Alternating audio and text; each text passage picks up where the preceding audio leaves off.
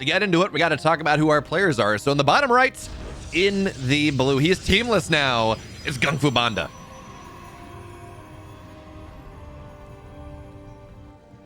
And that obviously means that in the top left side of Babylon, we are looking at the main base of our Croatian Protoss, representing the Platinum Heroes, just like a couple of the other nerds we saw earlier. We saw Shadan, we saw Akron, now we see Goblin.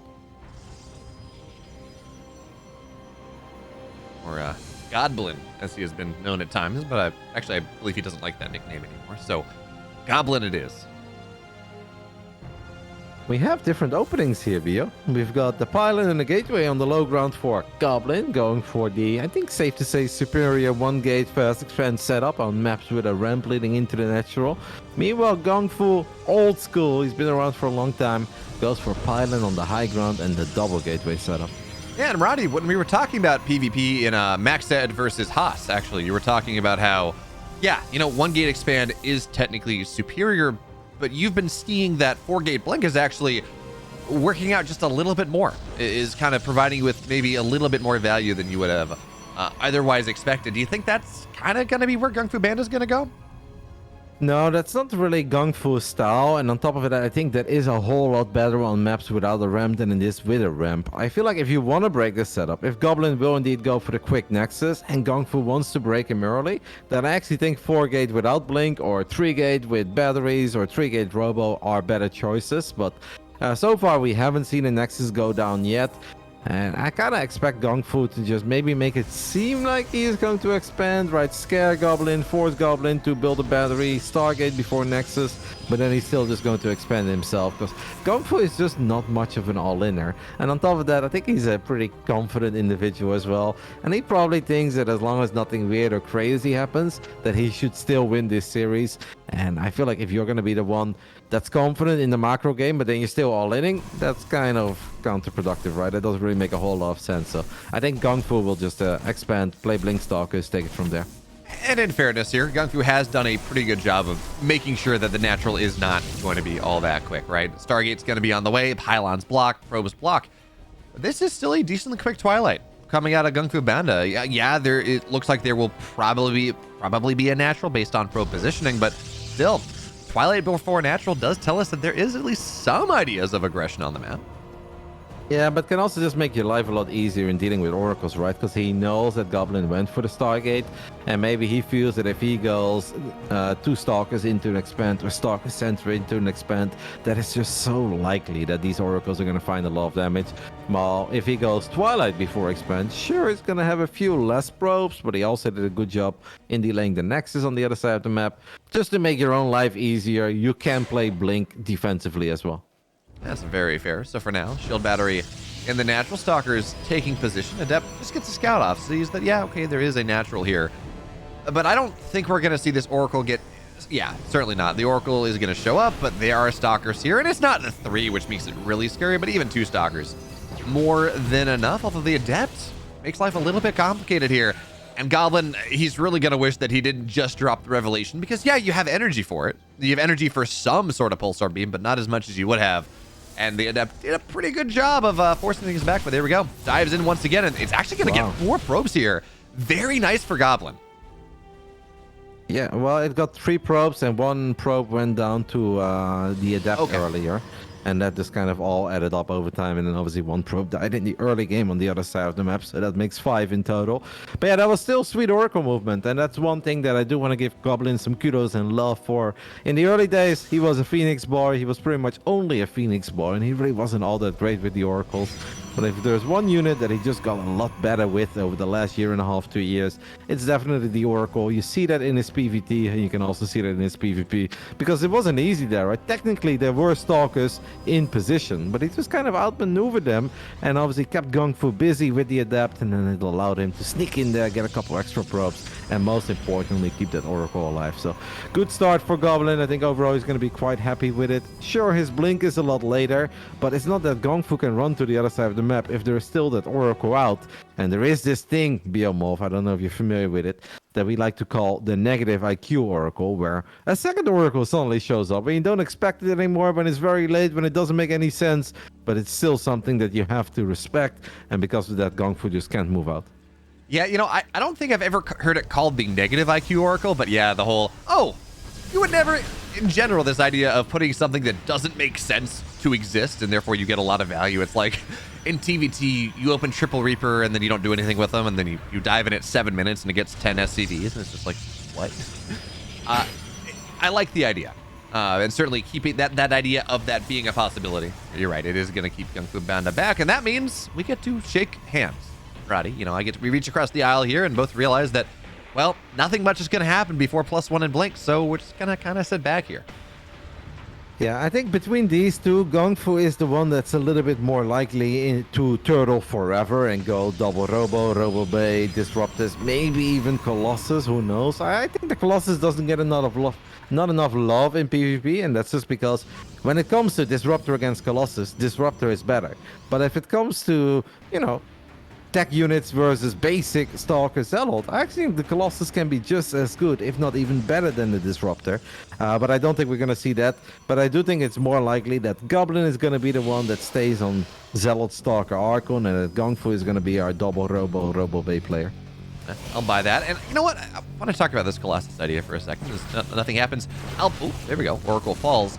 I'll buy your argument against, say, Charizard Archon, right? Lots of Zealots here. There's some Archons, whatever, but getting the Colossus there, yeah, shred Zealots. Makes sense. Against a bunch of Stalkers, though, I feel like for the most part, I see the Stalker, again, it's a very static unit, does not have a lot of HP. It feels pretty vulnerable against 5 or 6 Stalkers that kind of blink their side on top of it and kill the Colossus off. So yeah, you know, I'll definitely buy it against Zealots, but I don't know that I buy that argument against like a heavily Blink Stalker Charizard composition. No, but you don't, just because you go Colossus, it doesn't mean that you're not allowed to have Immortals, right? True, fair.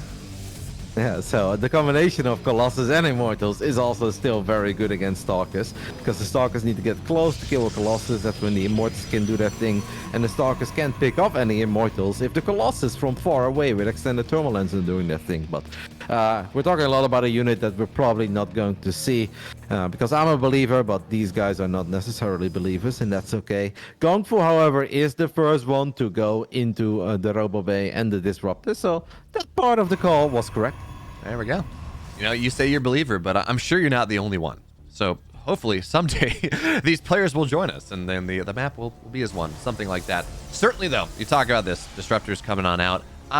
Is there some timing that Goblin can look to use where he's got +2 a little bit faster? I mean, it's going to be charged. It's going to be a lot of gateway units. His +2 is, I don't know, 20, 30 seconds faster. Or does the Disruptor count kind of invalidate that? Since he is going up to 4 bases, he's dropping his own Robo Bay. I guess he's not going to do it. I kind of feel like if that was your plan, you have to commit to that all along, right? You have to have a crazy amount of gateways at this point. 4 gateways with 2 extra gateways finishing up does not qualify as a crazy amount of gateways.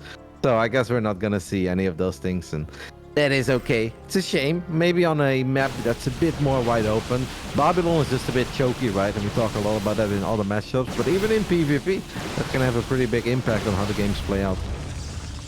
Yeah, certainly so. As you talk about it, 4th base now done. Gateway's getting added in. And it seems like GunGFuBanDa is actually the first one that's going to choose to get aggressive on the map. I mean, at least knocking some rocks down, making it so there's a little bit more free transit. But now, posturing. Stalker's on the low ground here. And Goblin has this theoretically the better concave, but he doesn't trigger it. And now, ooh, Disruptor almost gets what GunGFuBanDa has, but he's just going to back up. These guys have done a very good job in scaring me over the last 2 days about blowing up their own army. And it has happened a few times, so I'm not crazy for no reason. As Goblin splits up his army, GunGFu now finds like 30-40% of it. The rest of the army of Goblin will turn around immediately, though. Help out with the fight. One more Nova flies forward, does not clip the Immortal. Did get a single Stalker there, though, as Goblin is the one who has +3 on the way. GunGFu not yet, but GunGFu is the first one to drop that second Robo. That and Shadow Stride. So GunGFu is just getting yeah, okay, sure, upgrades a little bit slower, but honestly, once we move into 7, 8, 9 Disruptors, the upgrades matter a little bit less. GunGFu is just running pell-mell into the late game. DT Blink, second well, as I say that, Goblin's adding 2 more Robos, so he's going to go up to 3 Robo Disruptor here. And again, both players pell-mell into the late game. We're gonna play some bowling over here, and I love it. It's been a while since I've seen a good old bowling match. A lot of PvPs have ended a bit early lately. Goblin can shoot there, and GunGFu couldn't see it because of the side blocker, but somehow is able to save pretty much every single stalker by just blinking back. I really thought that was pretty much always going to connect, even with a defensive blink. So good job there, as GunGFu also tries to hit a strike from downtown, but Goblin not letting that happen. Does bleed out a few stalkers, but at this point, 1 or 2 stalkers are obviously not going to change the outcome of these fights. It really comes down to the army positioning, and observers are so damn important. And I see that Goblin has observer speed finishing up. GunGFu already has it. I think that makes sense. Goblin wants to knock down the rocks. That's a pretty cool play, but I don't think he can quite do a whole lot with it. No, it was almost cool, but GunGFuBanDa aware of what's happening. But meanwhile, Zealots on the bottom left side, they're going to find a little bit of value here. Certainly knocking out, I think, a bunch of cannons. And honestly, the warping from GunGFu, it's not enough, and it's in poor position. So these Zealots are actually getting a lot of value here, and it may force a bit more of a reaction. But defensive DT, they're going to clean this up for the most part now. Fight in the middle. Disruptors not really landing. And yeah, we're just bowling a little bit. So Roddy, I got a question. Main base of Goblin, BO, sorry to interrupt you there, but that's a whole lot of DTs, and Goblin is not quite even able to deal with that. You can't ignore it either, though. This is just a few too many Dark Templars to ignore, as they are going to go to town on these pylons. Yeah, Goblin will go for the recall, and I think that's quite wise. He simply cannot focus on a fight or stalk a Disruptor in the center of the map, while there is a Warp Prism with 4 DTs, and potentially even more DTs, right, if you ignore it in your main. That just never ends well, so good job by Goblin, I think, taking it serious and going for the recall. Yeah, no, very much so. And at the end of the day, it's more of a positioning win for GunGFu than it is anything substantive. It was like 4 probes going down, pylons shut down production a little bit as no disruptors continue to fall. But it does mean now that GunGFuBanDa can wedge his way in, maybe a little bit more, start to find some value. These disruptors are very exposed, though. Goblin is going to jump on top. No, just too many disruptors there. But now that's a fancy blink. Blinks right on top. What was that? 3 disruptors going down? GunGFuBanDa, he left his army just wide open. And now this is a scary position to run away from. High ground into low ground like this. It feels like he's going to get trapped. Now he blinks back. Disruptors don't land, but he is getting value on the other side. DC's getting something, and as long as he can disengage here, that's 20 dead probes on the side of on the side of Goblin. Yep, I mean, it's basically history repeating itself. Goblin once more is trying to take the fight, while there is a Warp Prism in his main base and a bunch of DTs. Kill 20 workers forward. Blink there by GunGFu gets the majority of the disruptors, and GunGFu has a monstrous bank. Goblin simply does not. Goblin lost so many probes to those DTs. GunGFu just got the best of it there. Even though it may have looked scary when it came to this big army fight, it's okay because the German Protoss was dealing a lot of damage. Blinks forwards as well. Gets the final few disruptors. There are a few more coming in from the left, and one of these shots is good for Goblin. But the bank of GunGFu is humongous, and honestly, Goblin is starving at this point. He is collecting all the pennies he has. He has made a Colossus, but I have the feeling that that's an accidental Colossus. We are familiar with the accidental Swarmos, but this Colossus is just sitting in the main base. Does not have thermal lands. Big Novas landing in the center of the map. Not quite. Goblin just kind of needs to try to hang in there, but I don't know if he can do it, man, because GunGFu can warp in units for days. I guess good news right now is first of all, Disruptor will fall, but good news right now is army supplies are somewhat equivalent. It's starting to fall down a little bit more. Upgrades are the same. Armor is going to be it's going to be another 20 seconds. So a Goblin has had some time to redevelop his economy. He's actually, I was looking better than it was, but he's, at least he's on like full 3-base saturation. That's something. Yeah, you're right. The longer this goes, the worse it becomes. And look at what GunGFu's doing. A couple Zealots just kind of held off behind, waiting for Goblin to overcommit just a little bit. And then when that happens, we're going to see Zealots finding their way in. So Disruptor, oh, that's going to be a nice shot. 2 Disruptors will fall. And now Goblin, well, he's got to run back up. GunGFu blinks forward, but it's just not enough. Can hear the Quake announcer there. Double kill as GunGFu lands that sweet Nova. I was gonna blink forward. GunGFu feels that he's got enough to end this game. Does eat one big Purification Nova to the face. But with the overwhelming amount of Zealots and Stalkers, it should not matter. Goblin does warp in a lot of units defensively. Doing a very good job and kind of hanging in there for having a 50 probe economy. But it's just not a fair fight. GunGFu is too rich. GunGFu got too far ahead after the DTs in the main base really put a number on Goblin. Not once, but twice. The first time Goblin took it very serious. The second time he said, all right, I know it's happening, but I feel like I've got a good fight here. And you're right? He did have a good fight. But it's so hard to keep on pushing into a guy with multiple robots that is producing disruptors nonstop. Eventually, shield batteries, cannons come into play. That even if you win the fight by 20, 30 supply, it does not make up for the amount of damage you're taking at home from the DTs. Yeah, they very much turned into, well, if I win this fight, I win the game too. If I win this fight, maybe I stay in this game. And GunGFu, he just had to find a good way out, and he did. So, yeah, Goblin. A little bit too much damage from the Dark Templar there. I would have loved to see maybe, I don't think there were any cannons in the main, maybe on the outlying bases, but a little bit more maybe static defense when you know those Shadow Stride DTs are available. But regardless, didn't work out for him. And now, I think the first time he was working on it, but the Prism showed up, and like 4 DTs are really good even against buildings, right? That if you want to be safe against 4 DTs and maybe a Zealot Warp in to complement those DTs, you're gonna need 3 cannons and 2 batteries and maybe activate Overcharge immediately. It's just 1 cannon, 1 battery is not going to be enough against 4 DTs. They walk in range of the first one, they kill it. They blink on top of the second building, they kill that too. It just has a lot of potential. Great job by GunGFu, right? Utilizing that Prism like that. Goblin obviously had a Prism too, but I don't think he really did a whole lot with it. Didn't really see it come into play. GunGFu went for the risky move, rallying it in the middle of all those bases and going for that warp in. That is expensive, but it just paid dividends. They absolutely did. But it's a new day. It's a new map. And the question now is whether Goblin can shore up those late game problems. We're not going to say weaknesses because there was only one game, but shore up his play against the DTs and maybe find another massive fight like he almost found in game 1. But to get that, we need to get into game 2. And I'm in it. And so are you. I hope. Otherwise, we have a problem. In the top right side of Ancient, we are looking at the main base of the man who is not leading the series 1-0. He is instead down 0-1. This is our Croatian Protoss Goblin, representing the Platinum Heroes.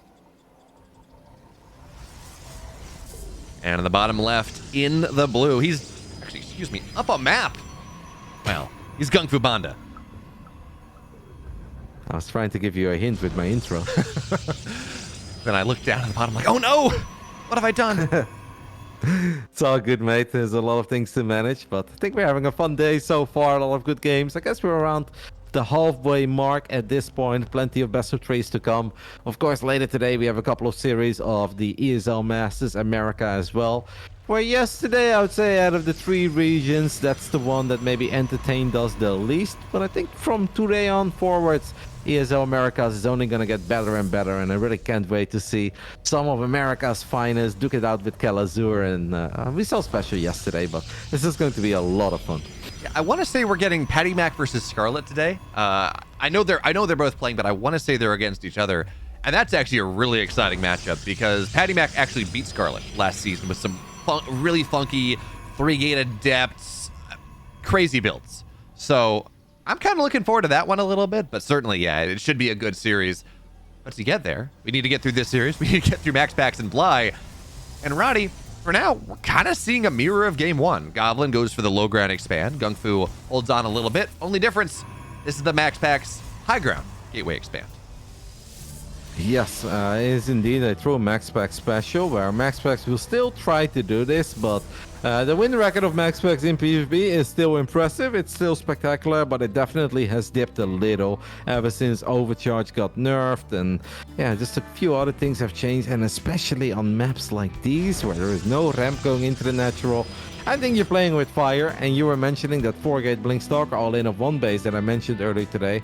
If there was a moment to bust it out, I think this would be a good moment on this specific map in this scenario. But GunGFu is not going to do that because he went for the sentry. Goblin gets a big scout off here, man. Like, it's normally not that easy to confirm for the 1-gate fast expander that the person with 2 gateways is also expanding. But yeah, that probe was a hero. It may have gone down, but we will remember it. It's its name on the Nexus. Well, actually, we don't even get to remember it that long if you put its name on the Nexus, because that's what, a maximum of 20 minutes, and then it is lost to history. But I don't know. We're gonna find something, some way to remember this hero probe. What is GunGFu doing with that pylon in the top left side? Seems like he's not doing anything, as he is just sending that probe home. Bit odd to build a pylon there, but maybe this is one of these things where he doesn't really think too much about it. He still had that probe active, and he's like, oh, have a little scout just in case Goblin is going to rally an Oracle to the top left side, and I will get a heads up that is happening. Goblin has not gone Stargate. Goblin has actually gone one gate, fast expand, a Twilight Council. Earlier today, we spoke about Haz's build kind of being robbery, where he went 2 adepts into a Nexus. This is even more of a broad day robbery, where Goblin honestly is putting off a build here that shouldn't even be a build, that is incredibly vulnerable to all-ins. But in his defense, he did scout. There was a Nexus on the other side of the map, so he's going to try to get away with it. All right, I do want to point out, you talk about the pylon on the north side, it probably is just going to be an adept pylon. There we go, the adepts have warped in. But I do like the double barrel, little bit of mind games where you put the pylon on the map and maybe Goblin Scouts you're lacking a pylon, and then you run in with a hallucinated Oracle, and maybe it scares Goblin for a second. But it's not going to work out as the adepts consider shading in. There are 4 stalkers in a sentry there. It's not going to work out. But I do like the mind game. It didn't matter. I don't think it made a difference, but it is, it's a little bit of a mind game. It's a little fun. Yeah, one more thing that's nice about having a random pylon on the other side of the map, like you called it in an adept pylon, is that if you warp in adepts at home and they walk a rather obvious route to the other side of the map, they are very likely to be revealed. But if you warp them in a random pylon in the top left side, they are a little bit less likely to be revealed until they actually show up for the first time. This time around, that didn't really change anything, as in the end they got 2 probes, but obviously 2 adepts for 2 probes, not a bad trade for Goblin, but it makes sense to go for these things. What GunGFu probably, though, was very sad about is the fact that Goblin went for an early Robo. That's not a given in this matchup, right? Very often we see people go Twilight Council, Forge, +1, 3 bases, and then they go Robo. Goblin didn't do it this time around, so he's got an answer for the DTs, but he obviously still needs to have observers in the right position. Yeah, now Goblin trying to meet this aggression with aggression. So GunGFu is aware that the stalkers are on the map, and that actually may be enough to force Goblin back here. He does blink backwards a little bit. So at least that's going to be nice for him. Now, you talked about those DTs and the pylons warping in. Where are our observers right now? We have 2 of them. One's with the army, one's back at home in the natural. With the lack of a warp prism right now, it doesn't feel like GunGFu's going to get that much done. Nope. GunGFu is just hoping that Goblin is not paying attention, but Goblin is paying attention. Force field would be nice. Not even needed. Goblin says, I'm not wasting 50 energy if I don't need to. This is just a really good game for Goblin. And, well, you want to see the maximum amount of games. Obviously, the 33, 32, 31 game dream is that. 30 games, I guess, is that too, after Rainer got the 2-0, but I do think this is looking into a potential game 3 as well. At this point, Goblin is just a little bit ahead in everything that matters in PvP. And I don't even really know what would be the best choice here to make for GunGFu. I'm not sure if GunGFu knows either. I think an attack is almost silly, so then I guess the answer to the question is always you just defend, and then you hope you can take a good fight with defensive reinforcements and hope that Goblin takes a bad fight into a battery or something. That really is the best choice for GunGFu at the moment. At least GunGFu goes and he's able to get a couple probes down with that, but it's not really working out super well. I love the fact that the observer's just sitting here. I think it was in siege mode for quite a while as well, so just... You're not getting into the natural GunGFu. You're not getting into the main, not without a warp prism, no matter how slowly you drip feed these DTs in. But GunGFu's going to try to take advantage of maybe some distraction of Goblin. You run a DT into the natural, maybe he's distracted, and then you try to dive on top of the third. But the army's just bigger. There's an immortal. Well, actually, there's 1 for 1, but just a couple more stalkers here. And yeah, a couple probes go down, but it doesn't really seem enough. And now where you're going to go? I mean, stalkers... They got blink, I think. Yeah, they both got blink, so it's hard to run away. Goblin has his own Dark Shrine finishing up, and GunGFu only has a single observer that is with the army, and that obviously means that it's in the center of the map. I do think that he spotted that warp prism earlier in the top left side with his pylon, and I think that's why Goblin is taking this very awkward route. Goblin was supply blocked there for a split second, but warped in 5 pylons at once. He doesn't have to worry about it anymore. Here come the DTs for Croatian Protoss. 1 observer. Can it be in the right position? Well, the DTs are going to hit 2 bases, so I think functionally, by definition, they can't. But maybe they're going to be able to buy enough time here. So Warp Prism into the main. DT thinking about, okay, natural is going to be the direction it goes. And Well, now, GunGFu, he does warp it in the main. And he's got a cannon in the main. He's got a cannon in the natural. This is not going to get any value here whatsoever. Well done, GunGFuBanDa, just predicting what was going to happen. Yep, not easy there, but had a perfect read on the situation. These cannons finished up at a picture-perfect moment right when the Dark Templars walked in. So very well done. Does not mean he's out of trouble, right? Because Goblin has just been greedier, has been economically ahead, has not taken a lot of damage, and ambitious forward blink there by our Croatian Protoss, as he wants to see what his army can get done. But it's always a bit hard because Stalkers are a bit clunky, and even though this may not feel like a choky area, for this many Stalkers it is going to become a choky area. So it's going to be difficult for Goblin to find a way for all of his Stalkers to participate in the battle. And on top of that, the shield battery is very far away from where the army's fighting, so overcharge is not going to be particularly useful into this fight like it might otherwise be. So this is a fantastic position that, well, Goblin's found himself. Meanwhile, on the other side, looks like DT, Zealot, something like that, denying the fourth base. GunGFu's trying to take this fight, and it seems like most of the force field energy is gone. But still, that's 11 dead probes. Now on the other side, it's a single DT. It's not going to get, I can't imagine it gets this Nexus before there's some sort of reinforcement, but GunGFu not paying attention. So Stalkers, they get a little bit more.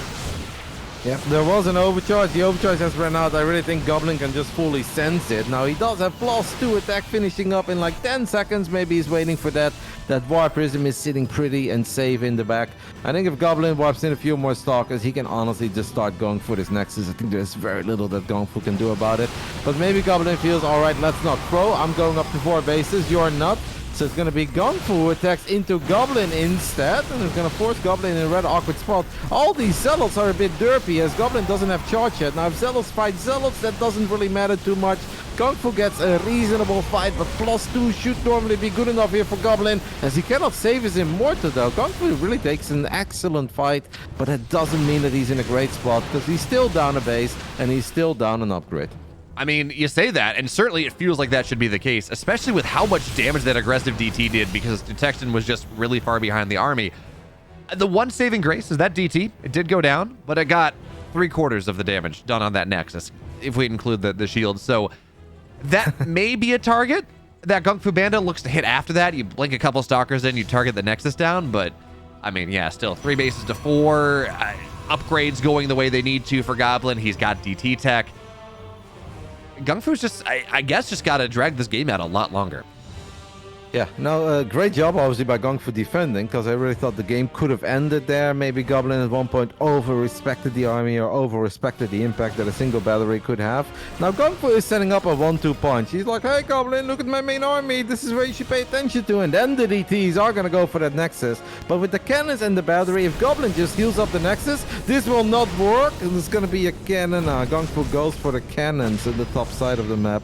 So 2 Dark Templars are just not going to be enough there. Well, one of them died, the other 3 do live. Shame. Good idea for GunGFu, unfortunately not optimal execution. Yeah, good idea. And hey, he's gonna get a pylon. That's something. I don't know how bad the fight was on the right side, but I'm just looking at the supply at the bottom of the screen at this point. 160 to 130. Yes, there is a timing now where +2 is done for both sides, but that is a very slim timing. GunGFu's going to try to turtle up. He's got his 4th base done. He's only down 10 probes. Shadow Stride, maybe that's going to be worth it. But yeah, Roddy, this becomes more and more difficult the further on we go. And now the DTs, 3 DTs, they're just going to get found out on the map. Yep, and obviously we saw GunGFu have a lot of success with the Warp Prism and DTs and Shadow Stride in the previous game. And Goblin is going to say, hey, German veteran, pretty cool move. Do you mind if I copy it in game 2? As we've got a Prism sitting in the left side of the map. And I think at the moment that Goblin, I think right now, honestly, like Goblin can just start going for it with his army. And then he can send in that Prism. And sure, GunGFu has 1 cannon. But we all know that 1 cannon is simply not going to be enough against 3 DTs with Shadow Stride and +3. This is it. GunGFu is going to have to pull off the hold of a lifetime. Not just here, but also against the DTs with the Warp Prism. Yeah, so now, well, Stalkers run forward. Zealots charge down the ramp, and 1 Immortal will fall. But yeah, you're right. It doesn't even, this fight really doesn't even matter, and it is absolutely getting carried by Goblin regardless. So 15 probes at the deck. Goblin backs up for a second because he's got to deal with, well, some DTs on the other side that, you know what, they've got 10 probes. That is some nice value. And actually, he's going to try to get on top of the forge as well. But here comes the detection. Those DTs, hey, they're going to blink out. They're going to escape. But it's a dead natural, Roddy. GunGFuBanDa is finding what he can find, but it is just not enough. Yeah, no, that was actually sweet. Very sweet DT play. But Goblin is Dark Templars are obviously still just going at it on the other side of the map as well. GunGfu has one observer. It's a slow observer making its way over into the main base right now. And now he's going to have to blink the Stalkers in. He can finally clean up these DTs off Goblin. Now, Goblin did end up losing more probes than GunGfu in the end. But a base for a base is obviously a good trade for the guy who's got more bases. As Goblin also takes care of the Prism and the DTs that were left over. In the end of the day, the Croatian Protoss is still in the same spot as he found himself in before, and that is very far ahead. But it is about time that he closes the game out, though. Yeah, so Goblin now, finally, he's dealt with it. So 117 army supply to 63, up an upgrade. This is a decent position for GunGFuBanDa to attack through. I mean, he had somewhat of a concave, but you're right. The supplies are far too much. The tech is far too much, so there we go. Last Immortal will fall, and with that, GunGFuBanDa pops out. Game 3 on the deck. We expected it to be close between these two, and they're kind of hard to keep track of because neither of them are particularly grinders of the online tournament scene, especially GunGfu. I feel like GunGfu really flies under the radar until it's time for the Europe Regionals. That's where he always shows up, and he's like, hey guys, I'm still good. Easily top 32 Europe, maybe even top 16 on a good day. And with Goblin, you just never know how much he's been playing. I feel like Goblin never played more StarCraft than when Pig did the challenge of you have to defeat 8 insane AIs. Like, I've never seen Goblin grind StarCraft like that. He was suddenly playing 10 hours a day, spamming carriers, defeating 8 insane random AIs or whatever the hell the challenge was. So maybe that helped his mechanics a little bit a while ago. At this point, we didn't really know what we could expect from these two getting into it, but we thought it was going to be close. And after 2 games, BO, I still don't know who I favor. It's just damn close between these two. It really is. And it's a big map for game number 3. So we've had 2 expansive macro games, 2 games that really could have gone either way through a majority of the game. And now we get the tallest map in the pool. I don't know if it's necessarily the biggest, but it's going to be fun. Or do you think we see finally some aggression coming out of GunGFuBanDa attempting to punish this 1-gate expand? Well, on this map, he might do it himself too, right? I feel like if you don't want to do it on Babylon, that's one thing, because Babylon is still somewhat of a short map. And I know some people think like, oh, it doesn't matter if it's short because you just get warp gate and you can warp in other units. But it still matters for the first units that can normally run to the other side of the map and like just complicate things a little bit for the fast expander. I'd be surprised if GunGfu doesn't go low ground pylon here, but we're going to keep a close eye on it and then we'll figure it out. In the top right side, we are looking at the main base of one of my favorites, representing the Platinum Heroes, hailing from Croatia. It's Goblin.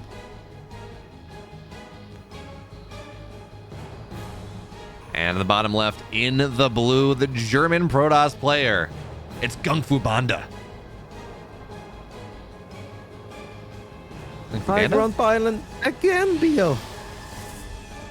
You know, I think the biggest example of this, of why in the world are you still going single gate expand when there's a low ground ramp, it really though has got to be Geralt, right? He's on the same team as Max Pax. I know they've practiced that together, and you will not see Geralt go low ground expand. Like, he will always go 2 gate. He'll try to break Max Pax. It probably won't work out, and things move on. But this feels just like, I don't know, not frustration. This feels like stubbornness at this point coming in from GunGFuBanDa. Goblin's shown the same look 3 times in a row, and it feels like GunGFu's not really reacting or not really adapting. This time, I do think he's got a plan. You were wondering if we were going to see the aggression this time, mate. I think you're going to get what you've been asking for. And it does seem that GunGfu is going to try to punish Goblin. Goblin who goes Nexus before Cybercore, by the way, because he didn't even see a probe. He's like, all right, mate, if you're not going to block me, if you're not even going to delay this, I will just get the quickest possible Nexus other than Nexus first. GunGfu's got a probe in the top left side. Could be proxy Stargate, but I'd honestly prefer to see proxy Robo and just 3-gate out of GunGfu. But one thing though that is a bit odd is that he's not particularly hiding this, right? Like, you can say, oh, he didn't do it in the first 2 games, so why would he suddenly be aggressive in game 3? Well, he did scout in the first 2 games. He hasn't even scouted yet.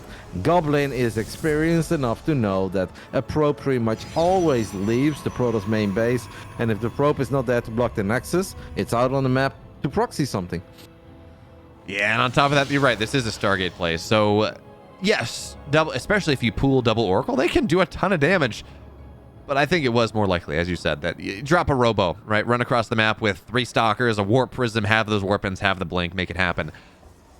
But who knows? You know, maybe Goblin is going to be out of position. Maybe he doesn't have Stalkers in the mineral line, and you start to find a lot of value. But for now, it feels like the opportunities for damage are just a little bit less. Again, because of the Stargate opener. Because, as you said, Goblin scouted the lack of a probe. Yeah. What is actually kind of cool, now that I think about it, though, that is that a lot of Protoss players in the shoes of Goblin would go 1-gate Robo here, because it's so obvious that your opponent has proxied something that you're like, oh, well, if it's 3-gate or 4-gate or like proxy Robo, I should get my own Robo. So if Goblin goes 1-gate fast expand Robo, that is obviously not an ideal setup to deal with Oracles. So in that regard, it's kind of smart from GungFu that like he showed the probe as late as he did, and he's just banking on the fact that Goblin will not find his proxy, which, to be fair, on altitude, unless your name is Max Packs, it is very hard to find proxies, right?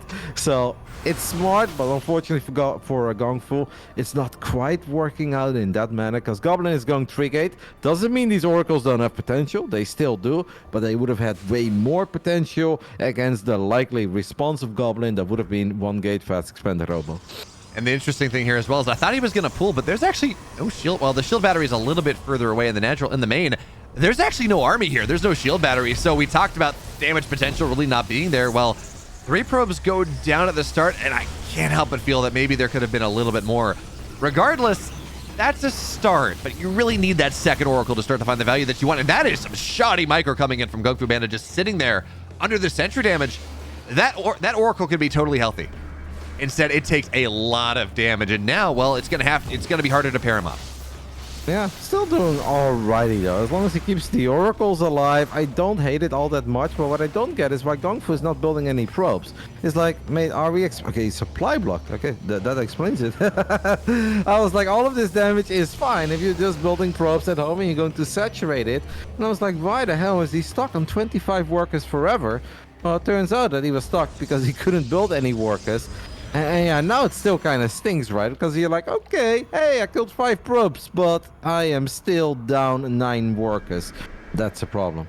That it is. Although, in fairness, it is always about the double Oracle pair-up that you really expect to get the damage done, but at this point, Goblin's well aware he does not have a shield battery in the main because you don't need it at this point. Double Oracles punch through it anyways, but 3 Stalkers in the main, Stalker, a bunch of sentries in the natural. It doesn't really feel like GungFu's going to be able to get what he wants. At least he's preventing the shield battery. He's kind of denying any prospective third base. The Oracles, they dive in. A couple more probes hit the deck, but an Oracle goes down, and good luck punching. The damage potential's really diminished at this point, so it's just not really going well for GungFu right now. No, it's just not going all that hot. It's not bad. The idea, I kind of liked it. The more I thought about it, it was like, yeah, I can see why this is smart. I can see how this is going to work out. But the macro on his side of the map wasn't quite perfect. And it obviously sucked for him that Goblin didn't go for the Robo that I think he hoped to go up against. Because if it was 1-gate Robo, Goblin's going to have very few anti-air units. And then these Oracles could have had a field day. So tiny bit unlucky for GungFu. The big brain play is not quite paying off. But finding bits and pieces of damage. What he does need to scout though are these 2 pylons and the gateway that's going up on the other side of the map, because GungFu was like, alright, that was all the craziness that my little old German heart can take. With 6 minutes in, now we macro, right? Well, Goblin is not wearing his macro shoes today. He did in game 1, didn't quite work out. He is ready to be more aggressive here. I don't know if GungFu can deal with this, man. He has invested in the Forge. He is down in the Stalker count. And Goblin is also a very decisive boy, BO. He's not going to take this slow and steady. I wouldn't be surprised about a crazy blink forward on top of the battery and just try to win this game. I guess good news for GungFu is he does have Blink done, so there is that. But yeah, you just got to give this position up. Now Guardian Shield gets popped, and, well, Goblin not blinking forward, not just yet, but the shield battery is done, which means you're really not going to be able to hold on to this one super easily. Nexus, though, takes damage. GungFuBanDa doesn't cancel that. I kind of would have wanted him to at this point, and there we go. Nexus just dead. GungFuBanDa, that's why he didn't cancel. He's supply blocked now. He can't warp in anything more. The Oracle's just sitting there. He doesn't have the APM for it, I guess, not at the moment. And so he doesn't really have a ton of counter pressure opportunities. He's down to Stalkers. Actually, he's supply blocked by 10 supply. Can't build anything anymore. Nope. There's the forward blink that we were expecting. GungFu's going to be forced to pull the probes. That will at least unsupply block him for a split second. but it's an unfair fight because it's 5 gateways against 3. Finally, another gateway has finished up. No, not yet. It's still in production. So it's still 5 gates against 3. We do have the Oracle on the other side of the map trying to get lucky, but Goblin is still paying attention to that one too. There is no shield battery even in the natural to heal up these Stalkers. Goblin has a massive numbers advantage, and it seems that our Croatian brothers from the Platinum Heroes is going to be off to a good start of the ESL Masters as he gets a 2-1 victory over GunGFu.